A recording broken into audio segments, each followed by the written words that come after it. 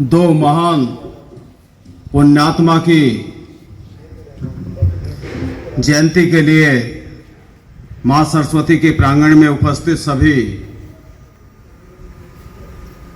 सम्मानित साथी, आदरणीय प्रधानाचार्य जी, प्यारे बच्चों, बच्चियां, सभी का स्वागत, सम्मान, वंदन, अभिनंदन। दो पुण्य आत्माओं की स्मृति में उनके जय जयकार करने के लिए आज आप और हम सब लोग एक साथ एकत्रित हैं। ये दो पुण्य आत्माएं इस भारत की भूमि पर पैदा हुई और इन्होंने भारत को ही नहीं, अपने विश्व स्तर पर अपना ज्ञान, अपने संस्कार, अपना आचरण, अपना चरित्र को पूरी दुनिया में फैलाया। आज पूरी दुनिया गांधी जी का लोहा मानती है। उनके जो आदर्श हैं बहुत उच्च श्रेणी के, वे भारत को ही नहीं बल्कि पूरी दुनिया को अपना भारत मानते हैं।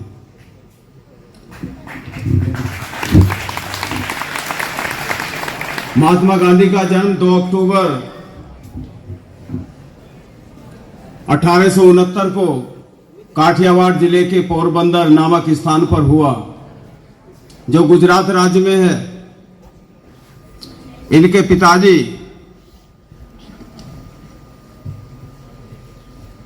ये बनियागिरी नहीं करते थे। एक वैश्य परिवार में इनका जन्म हुआ। ये वहां राजाओं के यहां पर दीवान हुआ करते थे, तो इनका कार्य दुकानदारी करना नहीं बल्कि राजनीति से जुड़े हुए थे। जो उनकी संपत्ति होती थी उसकी व्यवस्था, उसकी देखरेख, उसमें ये लोग जुड़े हुए थे कई पीढ़ी से। इनकी शिक्षा भारत के अंदर हुई, विदेशों में हुई। 20 साल तक ये अफ्रीका में रहे और इन्होंने बहुत गूढ़ता के साथ में भारत के समाज का अध्ययन किया, भारत की आत्मा का अध्ययन किया, भारत के समाज का अध्ययन किया और देखा कि यहां समाज के अंदर कितनी कुरीतियां व्याप्त हैं। और इन कुरीतियों के कारण ही, जिन कुरीतियों को उन्माद के नाम से जाना जाता है, छुआछूत, भेदभाव, ऊंच नीच, जात पात, तू छोटा मैं बड़ा, तो निर्धन मैं धनवान, तो कुरूप मैं रूपवान, ये सारी बुराइयां, दहेज प्रथा, बाल विवाह, कन्यावध, जाति प्रथा, ऊंच नीच, भेदभाव, बहुत सारी बुराइयां देश के अंदर फैली हुई थी। इन सारी चीजों का महात्मा गांधी ने अध्ययन किया और उन्होंने ये संदेश दिया कि यदि ये बुराइयां देश के अंदर रही तो ये देश आने वाले समय में निश्चित रूप से बिखर जाएगा। लिखा हुआ है, इस पर लिखा है उन्होंने अपने दर्शन में, गांधी वांग्यम में लिखा हुआ है, मैंने पढ़ा है उसमें। Untouchability is a crime against God and man. अस्पृश्यता देश के अंदर उस समय इतनी छुआछूत थी कि लोग एक दूसरे की परछाई से बचते थे। कहते थे कि ये छोटी जाति का है, इसकी परछाई से धरती अपवित्र हो जाएगी, हम मलिन हो जाएंगे, अपवित्र हो जाएंगे, ऐसी सोच थी। जिस समय में इस देश के अंदर यहाँ के शिक्षाविदों और धर्म के ठेकेदारों के माध्यम से सूचना जन जन के दिमाग और आत्मा में ठोक ठोक कर भर दी गई थी कि यदि तुम समुद्र के अंदर प्रवेश कर गए, विदेशों में शिक्षा लेने के लिए गए, तो तुम्हारा जहाज समुद्र से होकर गुजरेगा तो तुम्हारा धर्म नष्ट हो जाएगा। उस समय में महात्मा गांधी जी ने बीड़ा उठाया कि मैं विदेश में जाकर शिक्षा ग्रहण करूंगा। चुनौती दी पूरे राष्ट्र की बुराई को, और वो गए विदेशों में और उन्होंने अपने परिवार से ही वो बहिष्कृत हो गए। परिवार वालों ने उन्हें त्याग दिया। ये यहाँ की शिक्षा की व्यवस्था थी। यहाँ दो चीजें चलती हैं, एक तो विद्यालय शिक्षा, एक शिक्षा अलग चलती है धार्मिक शिक्षा।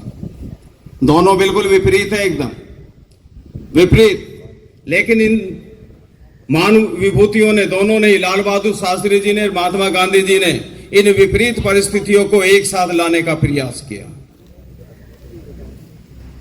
धर्म और राजनीति बिल्कुल अलग थी। महात्मा गांधी ने धर्म को राजनीति में जोड़ा। राजनीति में जो बुराइयां थी या धर्म के अंदर जो बुराइयां थी, इन दोनों को बाहर निकालने का पूरा प्रयास किया। लाल बहादुर शास्त्री जो भारत के जाने माने महान व्यक्तित्व में से एक हैं, 1904 ईस्वी में इनका जन्म मुगल सराय के अंदर वाराणसी में हुआ। ये एक छोटे किसान परिवार में इनका जन्म हुआ। बहुत गरीबी हुआ करती थी। विद्या अध्ययन करने के लिए ये एक नदी को पार करके जाते थे। पैसे नहीं होते थे, कपड़े निकाले, बैग में रखे, पिट्ठू पर लगाया, नदी पार की और फिर आगे जाकर कपड़े बदले और फिर स्कूल को चले गए। जब ये प्रधानमंत्री हुआ करते थे, उस समय पहले मंत्री भी थे, तो पार्टी की तरफ से इन्हें 50 रुपए महीने का अलग से जो था भत्ता मिलता था।